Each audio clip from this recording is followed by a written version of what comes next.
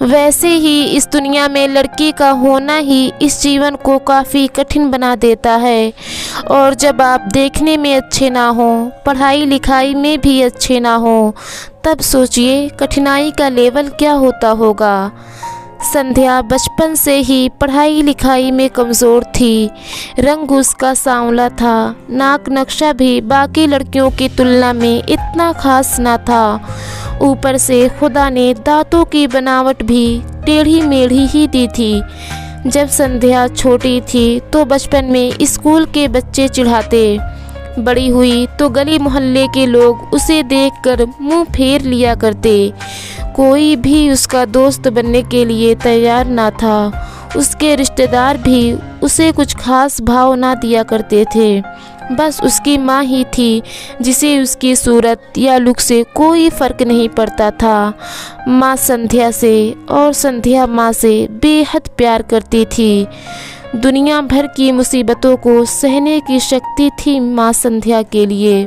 जब कोई उसे डफर बोल देता, जब संध्या को शादी के लिए देखने आए लोग उसे बिना पसंद किए ही लौट जाते, यहाँ तक कि जब खुद के पापा ही उसे मनहूस बोल देते, तब माँ ही तो थी जो उसे समझाती कि लोगों के बोलने से क्या होता है, तू तो मेरी प्यारी बेटी है ना।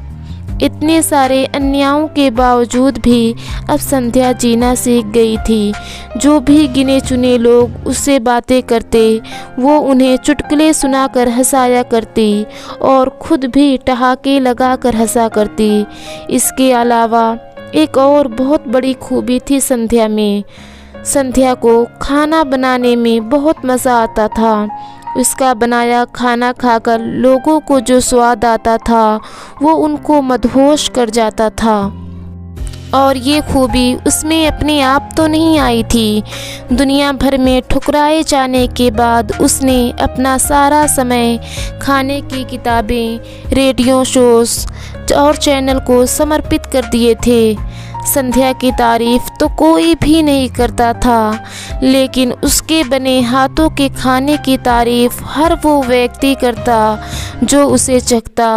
उसके इस एक गुण की वजह से संध्या अपने आजू बाजू की औरतों में फेमस हो गई थी, क्योंकि जिसे भी खाना पकाना सीखना हो या कुछ नया पकवान सीखना हो तो संध्या के पास आता और संध्या भी खुशी खुशी उन्हें सब सिखाती। एक बार संध्या सुबह सुबह कहीं चली गई और जब आई तो माँ गुस्से में बड़बड़ाती सब्जियां काटते हुए बोलते जा रही थी और एक बार भी संध्या की तरफ नहीं देखती। संध्या ने माँ से पूछा, माँ क्या सचमुच तुम चाहती हो कि मैं मर जाऊँ? क्या मैं इतनी बुरी हूँ माँ? अभी भी गुस्सा सर पर सवार होने की वजह से माँ ने कह दिया हाँ। बिना एक पल भी सोचे संध्या सीधी अपने कमरे में जाकर कमरा अंदर से बंद कर लिया। 1-2 मिनट बाद गुस्सा थोड़ा शांत होने पर माँ को अपनी गलती का एहसास हुआ तो संध्या के रूम की तरफ गई तो उन्हें पता चला कि संध्या ने अंदर से रूम बंद कर लिया है। गुस्से में संध्या कुछ कर न ले, इसलिए माँ ने तुरंत पापा को इस बात की खबर दी। दोनों ने काफ़ी दरवाज़ा खोलने की कोशिश की। जब नाकाम रहे तो दरवाज़ा तोड़ दिया और देखा तो संध्या बेहोश पड़ी थी और उसके हाथों में एक चिट्ठी थी। माँ और पापा ने वो चिट्ठी खोल कर पढ़ी जो उसने अभी अभी लिखी थी। चिट्ठी कुछ इस प्रकार थी, मम्मी पापा, मैं जानती हूँ मेरे जन्म से लेकर आज के दिन तक मैंने कुछ भी ऐसा नहीं किया है जिस पर आप दोनों गर्व कर सके, लेकिन मैं आपको बताना चाहती थी कि आज मैं खाना पकाने के नेशनल लेवल कंपटीशन को जीत चुकी हूँ और ये 5 लाख का चेक मुझे प्रथम स्थान पर आने के लिए मिला था। माँ के प्यार को कोई क्या ही बयान कर सकता है। मेरी माँ तो मेरे लिए सारी दुनिया थी।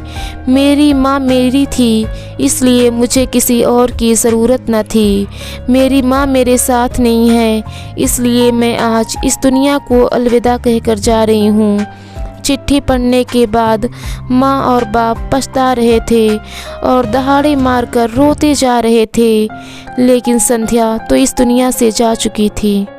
मेरे प्यारे दोस्तों, अगर आप सबको हमारी स्टोरी पसंद आती है तो वीडियो को लाइक, शेयर और चैनल को सब्सक्राइब ज़रूर कीजिएगा। तब तक खुश रहिए, प्यार बांटिए।